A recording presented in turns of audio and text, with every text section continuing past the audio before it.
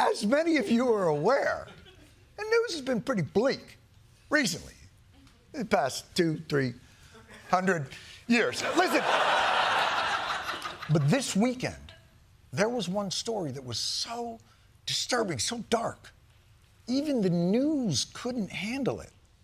In our editorial discussions this morning, we were asked not to show the image from this video because of its violent and disturbing nature. Video, which we are intentionally choosing not to show you. We're not going to show because of how disturbing it is. I was extremely disturbed to see this. Horrible, horrible, violent imagery. Violent and dehumanizing imagery. We're only going to show you a clip of this briefly. All right, that's enough. Let's take it down.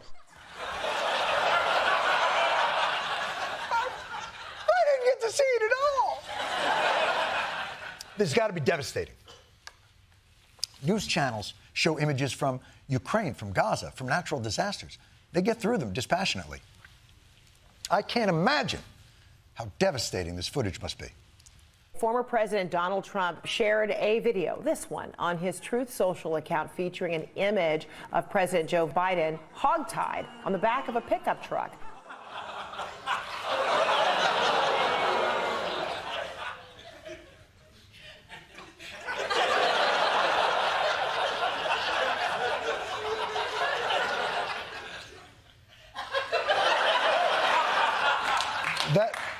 That's what was so disturbing and dehumanizing.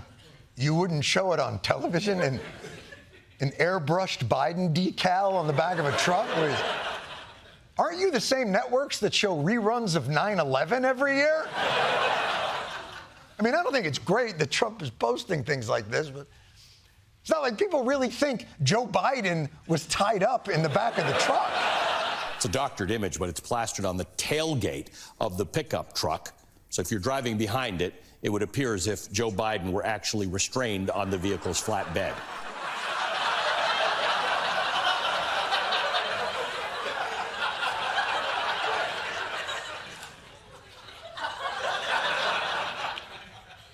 If you think that's really Joe Biden tied up on the back of the pickup truck, I don't know that you have the mental acuity to be operating a motor vehicle. But if you do think that, I should also probably explain to you that trucks also don't actually have testicles. It's just a novelty item. And it's not as though when an F-150 and a Silverado love each other very much, they get one of these. It's not. What is going on? Now, there is technology out there in the world that really does blur the line between reality and tailgate art. But those are mostly AI generated. Your fake Joe Biden robocall that tells New Hampshire voters not to vote. Your Chicago mayoral candidate glorifying police brutality. Your Donald Trump dropping by the neighborhood for a stew pan. Look how comfortable he seems.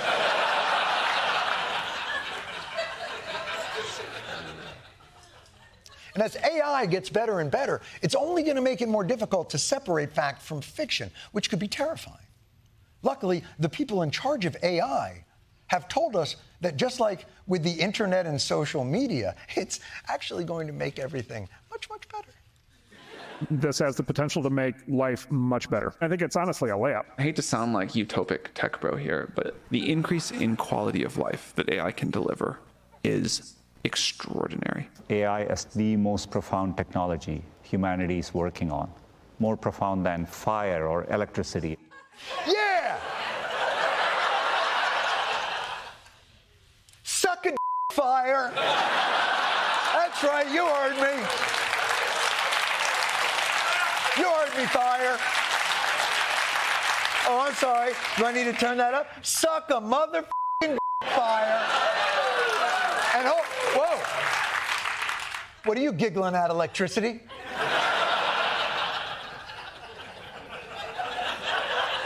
I mean, listen, I'm sure AI is good, but like, fire good?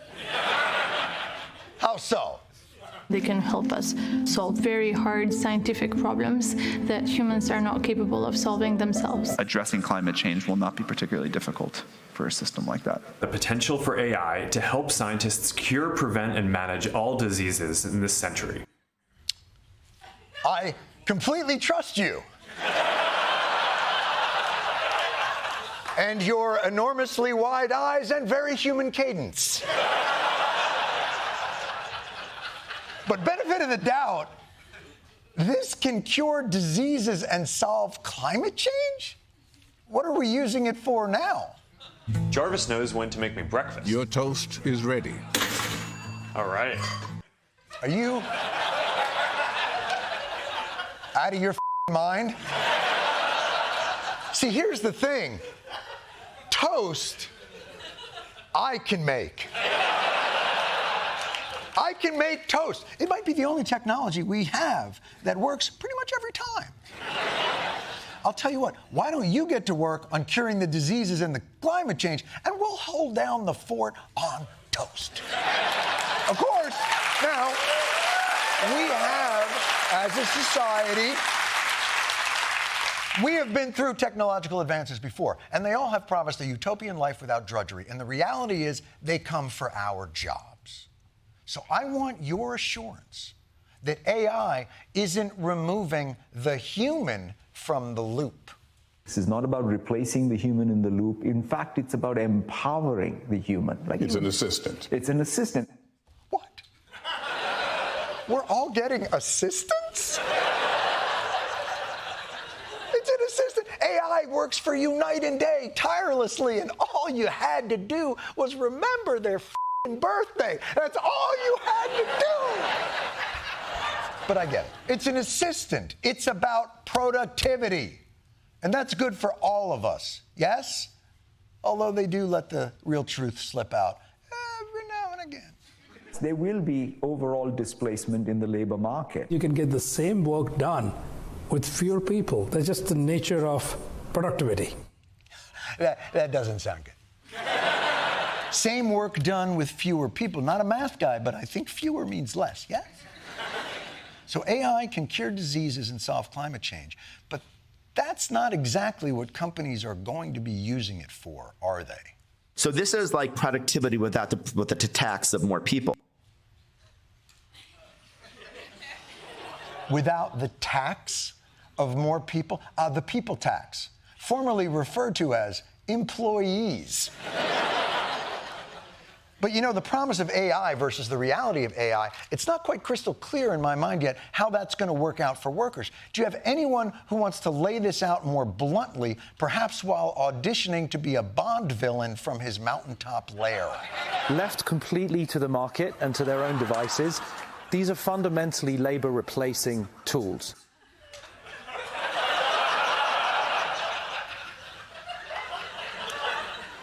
Did that guy just call us tools? But he's actually warning us. Is there anyone who might say the same thing as this fella, but looks at losing employees as a feature of AI and not a bug? The CEO of a company laid off 90% of its customer support staff after arguing that AI is kind of the reason. Why did you do this? It seemed a little brutal. It's not, I think, like it's brutal if you think like as a human.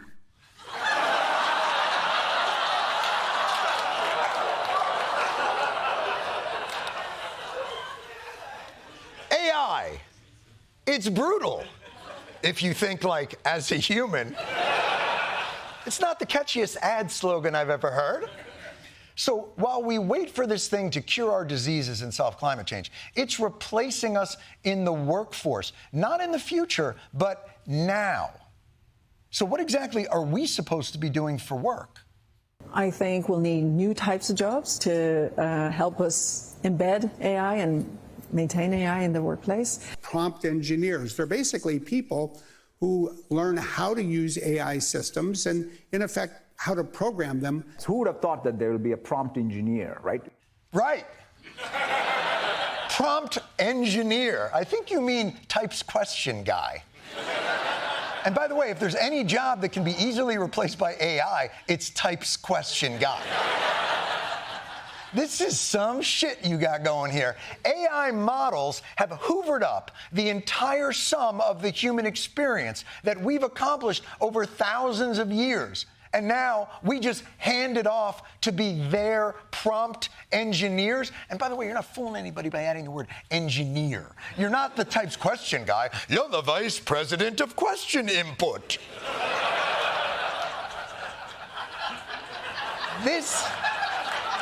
It's true. It's like a janitor is a doctor of mopping. Like, this whole AI thing is a bait and switch. You're acting like you're helping us. Oh, AI, it's supposed to be my assistant. But now I'm making AI f***ing toast. I'm Jarvis. But guess what? No, you listen to me.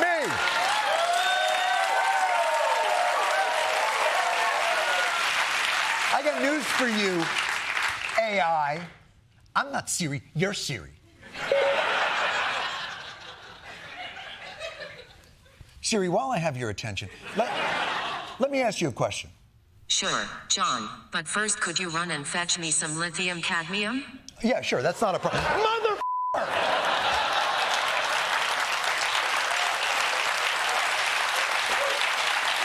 I didn't want to have to do this, AI, but it's pretty clear with a technology this powerful, like nuclear power and atomic weapons, I'm going to have to place a little call to my good pals in the United States government, perhaps even the House of Representatives or the Senate. And they're about to open up a can of, what's AI now? Do you understand what AI does? I have an elementary understanding. I've got a lot to learn about what's going on. Very frankly, it's new terrain and uncharted territory. Do we have the knowledge set here to do it? No. The short answer is no. The long answer is hell no.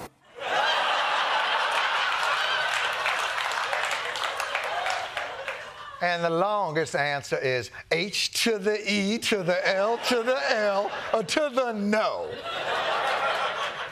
Hell, I don't even know how to use an answering machine.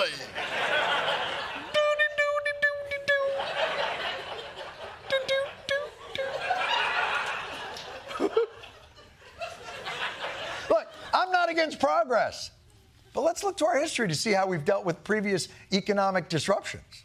We can retrain workers from one generation and create jobs for the next. Retrain workers who do lose their jobs for even better jobs in the future. Retrain in order to be productive workers. Upskill America to help workers of all ages. Train and retrain workers for new jobs. Give me a break.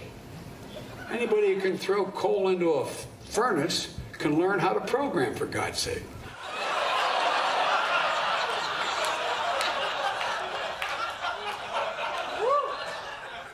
And I'll fight every one of you jackholes who says different.